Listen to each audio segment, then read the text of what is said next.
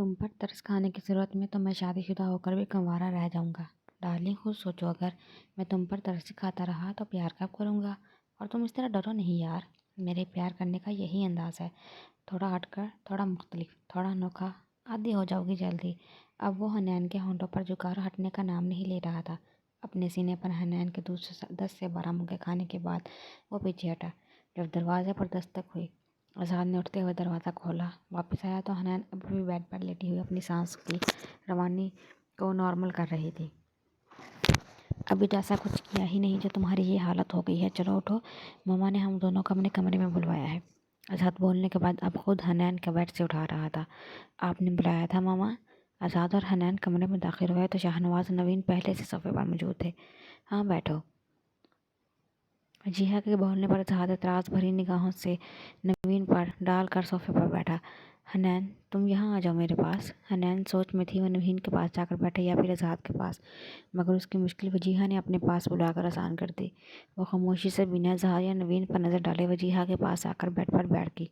आज़ाद, मुझे तुमसे पूछना था कि तुमने हनैन से ज़बरदस्ती निकाह किया था। वजीहा आज़ाद को देखती हुई तहम्मुल से सवाल करने लगी। निकाह तो हो चुका है ना मम्मा, तो अब इस सवाल की कोई तुक नहीं बनती। आज़ाद ने थोड़ा चिढ़कर जवाब दिया। उसे अंदाज़ा हो गया इस वक्त कमरे में उसके खिलाफ अदालत लगाई गई थी और ये काम वजीहा नवीन या शाहनवाज के कहने पर ही कर रही थी। चलो फिर तुक वाले सवाल का जवाब दो, तुमने हनैन से निकाह क्यों किया? वजीहा दोबारा इस हाथ को देखते हुए पूछने लगी। इसका जवाब तो आप उसकी बहन से पूछ लें, वो ज़्यादा अच्छी तरह समझ सकती है कि मैंने उसकी बहन से निकाह क्यों किया। हनैन से अपनी पसंदीदगी के बारे में बताकर वो नवीन को कोई खुशी नहीं देना चाहता था, इसलिए असल बात दबाता हुआ बोला। आज़ाद की बात सुनकर जहाँ नवीन ने सुलगते हुए उसे देखा, वहीं हनैन भी खामोशी से उसकी तरफ देख रही थी। अगर ऐसी बात है तो अभी और इसी वक्त इस रिश्ते को ख़त्म कर दो आज़ाद, तलाक दो हनैन को। अब की बार शाहनवाज बोला। कमरे में एकदम खामोशी छा गई।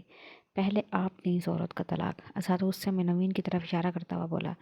तुम मुझसे अपने मुकाबला करोगे, जिद लगाओगे अपने बाप से? शाहनवाज घूरता हुआ हाथ को देखकर पूछने लगा। जिद मैं नहीं, जिद आप सब लगा रहे हैं।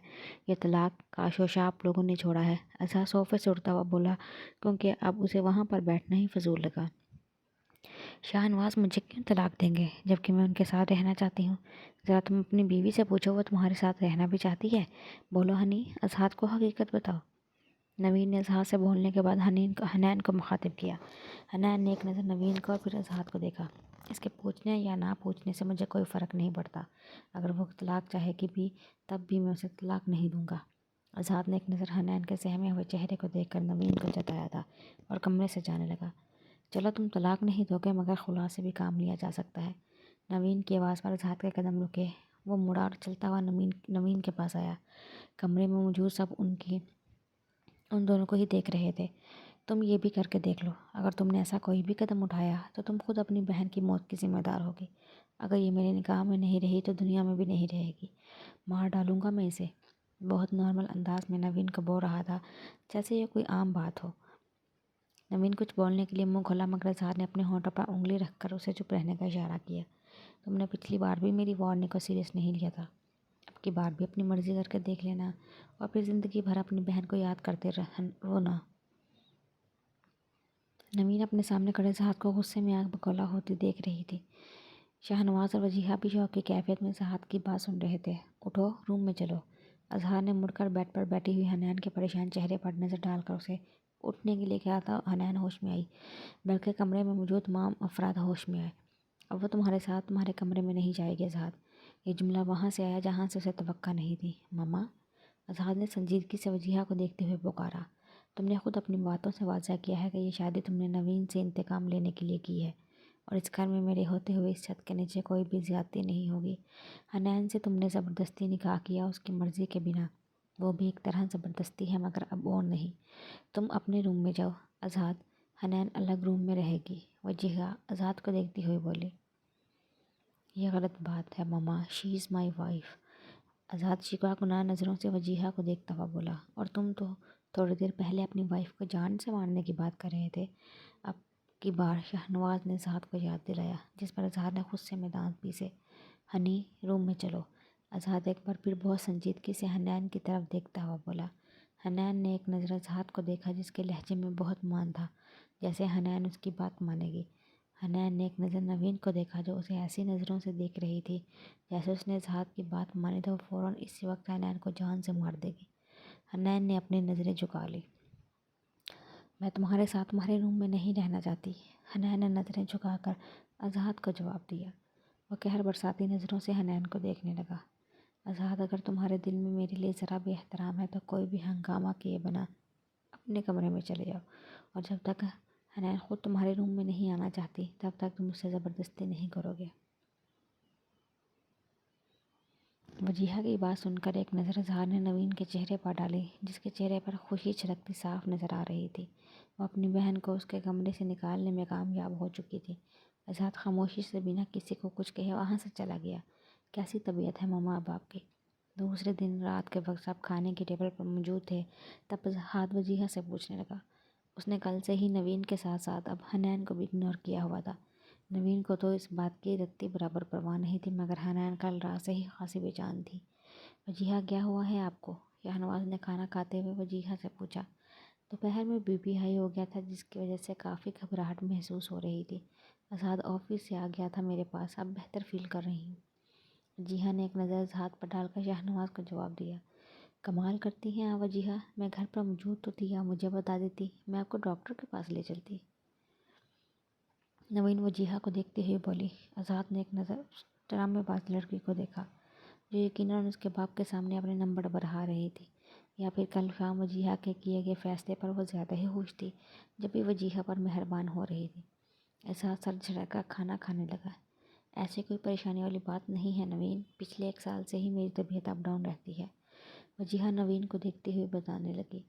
وجیہہ، آئندہ کبھی آپ کی طبیعت خراب ہو تو آپ نوین کو بتا دیجیے گا، وہ گھر پر ہی تو موجود ہوتی ہے، اور پلیز اپنی صحت کا خیال رکھا کرے۔ اب شاہنواز وجیہہ کو دیکھتا ہوا کہنے لگا۔ شاہنواز، بالکل ٹھیک کہہ رہے ہیں وجیہہ، میں آپ کے کام آؤں گی تو مجھے خوشی ہوگی۔ آپ کے روم میں اس لیے خود سے نہیں آتی کہ آپ کے آرام میں خلل نہ پڑے، کہیں آپ ڈسٹرب نہ ہوں میری وجہ سے۔ نوین مسکرا کر وجیہہ کو بولنے لگی۔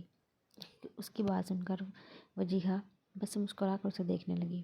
ڈیڈ، آج رات آئی تھنک آپ کو ماما کے پاس ہونا چاہیے، ان کی طبیعت اتنی بھی ٹھیک نہیں، انہیں رات میں ضرورت پڑ سکتی ہے۔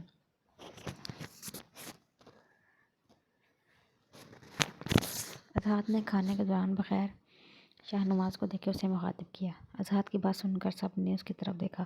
یہ بات تمہیں مجھے بتانے کی ضرورت نہیں ہے، میں خود بھی سمجھ سکتا ہوں، شاہنواز اظہار کو دیکھ کر ٹوکتا ہوا بولا۔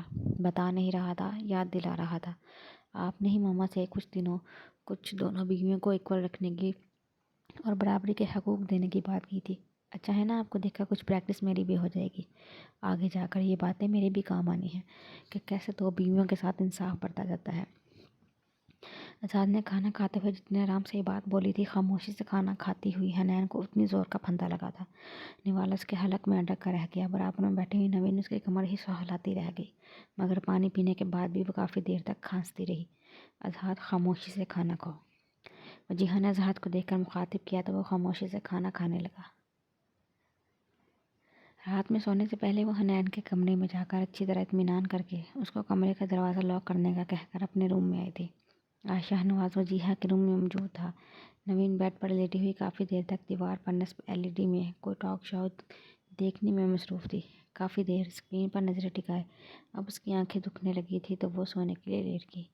رات کا نہ جانے کون سا پہر تھا جب اسے اپنے کمرے میں کسی کی موجودگی کا احساس ہوا، مگر نیند کا غلبہ اتنا شدید تھا کہ آنکھیں نہیں کھل پا رہی تھی۔ دروازہ تو وہ اپنے ہاتھوں سے لاک کر کے سوئی تھی، اس لیے اپنے دماغ کو نیند میں ہی مطمئن کرنے لگی اور پاؤں سے لے کر سر تک اوڑھے کے کمفرٹر میں لیٹی رہی۔ چند سیکنڈ گزرے تو دروازہ بند کرنے کی آواز پر وہ چونکی۔ اسے لگا جیسے وہ کمرے سے باہر نکلا ہو۔ اسے اپنے کمفرٹر میں بھی کسی کی موجودگی کا احساس ہونے لگا۔ عجیب سی خود کو وہم سمجھ کے ہرگز نہیں جھٹک سکتی تھی، ٹر ٹر کی آواز کے ساتھ جیسے کمفرٹر میں کوئی چیز اچھل رہی ہو۔ نوین کی آنکھ کھل گئی اور ذہن مکمل طور پر بیدار ہو چکا تھا۔ وہ کوئی ایک چیز نہیں تھی، 2 سے بھی زائد تعداد میں تھی۔ اپنے بالوں میں عجیب سی سنسناہٹ کا احساس ہوا۔ مکمل اندھیرا ہونے کی وجہ وہ صرف اپنے بالوں کو ہاتھ لگا کر چیک کر سکتی تھی کہ وہ کیا چیز ہے، مگر اتنے میں اچھل کر کوئی چیز اس کے پیٹ پر آ بیٹھی۔ دل خراش جی کے مارنے کے ساتھ نوین نے کمفرٹر اتار کر دور پھینکا اور اب وہ زور سے چیختی ہی فرش پر ننگے پاؤں چل رہی تھی اور خوف کے مارے اپنے بالوں کو تو کبھی اپنے کپڑے جھاڑ رہی تھی۔ نوین، نوین کیا ہوا؟ اس کے روم سے آتی چیخوں کی آواز سے پورا گھر ہی بیدار ہو چکا تھا۔ شاہنواز بھاگتا ہوا اس کے روم میں آیا اور کمرے کی لائٹ کھولی۔ اب وہ پھٹی پھٹی آنکھوں سے شاہنواز کو دیکھ کر اس کے گلے سے لگ گئی۔ وہ باقاعدہ زور زور سے رونے لگی۔ آپی کیا ہو گیا آپ کو؟ بتائیں نا پلیز۔ آگے پیچھے حنان، اظہار اور سب سے آخر میں ویل چیئر پر وجیہہ نوین کے کمرے میں داخل ہوئی۔ نوین کو روتا ہوا دیکھ کر حنان کو بھی رونا آنے لگا۔ نوین کچھ بتاؤ گی یا پھر یوں ہی کھڑی روتی رہو گی؟ شاہنواز اسے الگ کرتا ہوا جھنجھلا کر پوچھنے لگا۔